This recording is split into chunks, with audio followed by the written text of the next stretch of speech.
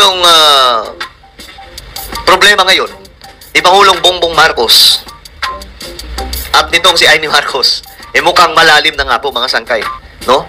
At eto, may mga nakala po tayo, may nakita po tayong video. Ayan, may take naman. Kung papaano ni Amy Marcos, okay? Sinasabi mga sangkay na maninindigan po siya para kay Duterte. Yan po, sabi po niya dito, kahit ako ang nag-iisang matitira, maninindigan ako para sa kanya. Grabe ka solid. Kaya hindi na rin po nakapagtataka mga sangkay kung bakit kahit kapatid niya, kaya niya pong ipagpalit para po sa mga Duterte. O ngayon, pakinggan po natin mga sangkay. Noong 2015, ako ang una at kaisa-isang gobernador na nagdeklara ng suporta para kay Presidente Duterte. 2015. Yan po yung pasabog. Noong 2015 pa lang, kauna-unahang gobernador na unang nagdeklara ng suporta kay former President Rodrigo Duterte. Ayon po sa kanya mga sanggay, no? Inamin niya po, ito yung malaking sekreto ng Amy Duterte. Mga Ilocano dyan, alam nyo na ha. Kaya pala ganun kasolid. 2015. Ano mayroon sa 2015? Ito yung time mga sangkay na si Tatay Digong hindi pa tumatakbo sa pagkapangulo. Pinapanawagan pa lang. At that time mga sangkay, nag-iikot po siya sa buong Pilipinas para isulong yung federalismo. Di ba? Naalala nyo yun? Then si Senator Amy Marcos daw po yung unang tumayo para po suportahan at ipanawagan na siya ay tumakbo bilang Pangulo ng Pilipinas. Ito ba? At kahit ako ang nag-iisang matitira, maninindigan ako para sa kanya. Grabe yun. Grabe ka solid yun. At kahit ako na lang ang matira. Sabi po ni Amy Marcos yan mga sangkay ha. Kahit ako na lang ang matira, maninindigan ako. Para kanino? Kay former President Rodrigo Duterte. Inamin niya to, November 9, 2023. Kumbaga, ganyan kalalim ang relasyon ng dalawang ito. Ngayon, ito pa. March 22, 2025. Ano na ang statement ni Amy Marcos? Bakit hinahangaan ko siya at naniniwala ako sa kanya, nanindigan ako nung siya ay Pangulo. Hindi ko sinasabi na perfectong tao. Wala akong binabanggit tungkol sa mga krimen na sinasabi. Okay. Yan na. Bakit daw siya nanindigan? Bakit daw po siya hinahangaan ni Senator Amy Marcos? Si PRRD.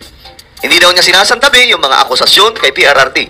Hindi daw din niya sinasabing perfecto. Pero ito mga sangkay, tingnan natin. Ang sinasabi ko lang, ang hindi matatawaran, ang kanyang pagmamahal para sa Pilipinas. Ayun. So parang ang dating, si Bongbong Marcos, hindi nagmamahal sa Pilipinas. Senator Amy Marcos, ganun ba yun? Nakakagulat na yung mga ganitong klaseng statement. Well, wala naman problema yung ganitong klaseng statement. Kung ganito din po yung mga statement niya kay PBBM, kaso nga lang, hindi. Nakita niyo mga sangay yung kanyang advertisement. Political ads. Itim. Diba? Parang ang dating mga sangkay, kadiliman ang ginagawa ng administrasyong ito. Nakikita naman po natin, di ba? Nagbababaan yung presyo ng bilihin. Kadiliman pa ba yun? May malawakang pabahay sa buong Pilipinas. Kadiliman pa ba yun? Diba? Tuloy-tuloy ang mga project na sinimulan ni Tatay Digong mula po sa blueprint ni Apulacay. Kadiliman po ba yun? Diba? Mga sangkay, pinaglalaban ni PBBM ang West Philippine Sea. Kadiliman po ba yun? Hindi po ba? Hindi.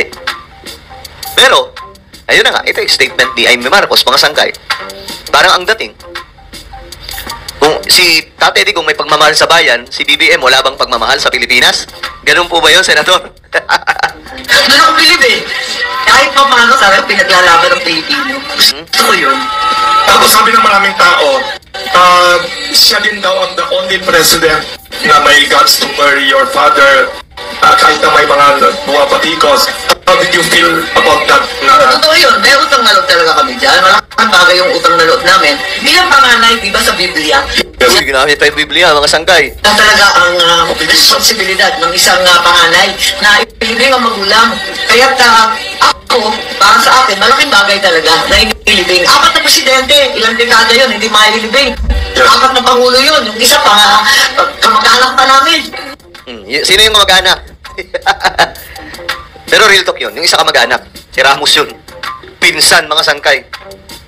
Pero hindi po. Hindi pa rin po pinayagan. Sige, mga sangkay. utang na loob ang pagpapalibing kay Apolacay. Oy, kasama po ako doon, mga sanggay. Batang-bata pa po ako noon. 2015, pupunta kaming may Supreme Court, tapos nakalagay doon, nananawagan kami. 2015, 2017, kailan ba yun, mga sanggay? Basta mga taong ganun, bago pa lang Pangulo si PRRD. Bata pa po ako noon kasi, syempre, loading-loading si Apolacay. Nananawagan kami na ilibing na po si Ferdinand E. Marcos sa libingan ng mga bayani. At ayun nga po, si PRRD, mga sangkay, yun naman po talaga ang totoo, siya po yung isa sa dahilan, mga sangkay. Pero syempre, hindi mangyayari yun kung walang approval mula po sa Supreme Court. Okay? Pero may approval talaga kasi si Apolacay, dapat naman talaga dun iimlay. Siya po ay bukod sa siya ay isang pangulo, siya po ay isa sa mga lumaban sa digmaan ng World War II. Diba? Sa mga Japanese, mga sangkay, isa po siya sa may guerrilla silang binuo mga sangkay, sila po yung tumutugi sa mga Japanese at that time. Meron pa nga po siyang ano tawag doon medals, no? Sa pagiging isang bayani ng World War II. So, natural mga sangkay, kumbaga yung mga kasamahan ko naroon makakapa ko sundalo. So gusto rin niya na kung siya ay mawawala na sa mundo at that time, ang gusto niya mangyari doon sa libingan ng mga bayani para kasama niya pa rin yung mga kasundaluhan na nakipaglaban noon para sa ating bansa. Ngayon, mga sangkay, pagdating sa utang na loob, si PRRD din naman, meron din po kasi sila Amy Marcos nga rin pong gumastos noon. Isa po siya sa nag-fund ng pangangampanya ni PRRD at bukod dun, hinatak po ng mga Marcos ang buong puwersa ng mga loyalista. Kasi dati si PRRD, sino ba naman si PRRD? Kilala po siya sa Davao, mga sangkay.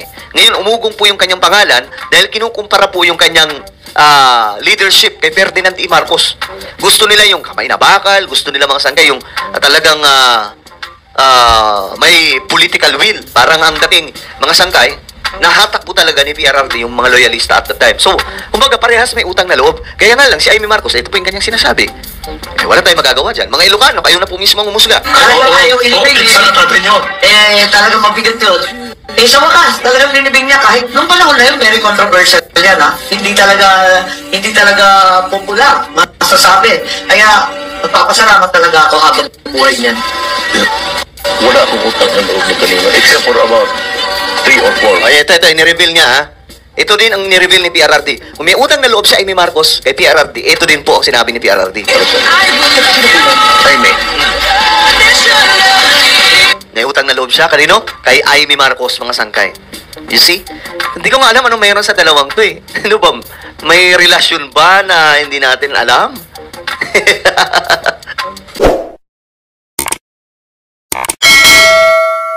Welcome to Team Sam TV, your channel for the latest news updates. Here, we break down the biggest stories from around the globe, covering everything from breaking news to politics. Whether you want to stay informed or just catch up on what's happening, we've got you covered. So, don't forget to subscribe and hit that notification bell so you never miss out on the latest news. Join the Team Sam TV family, and let's explore the world together, one update at a time.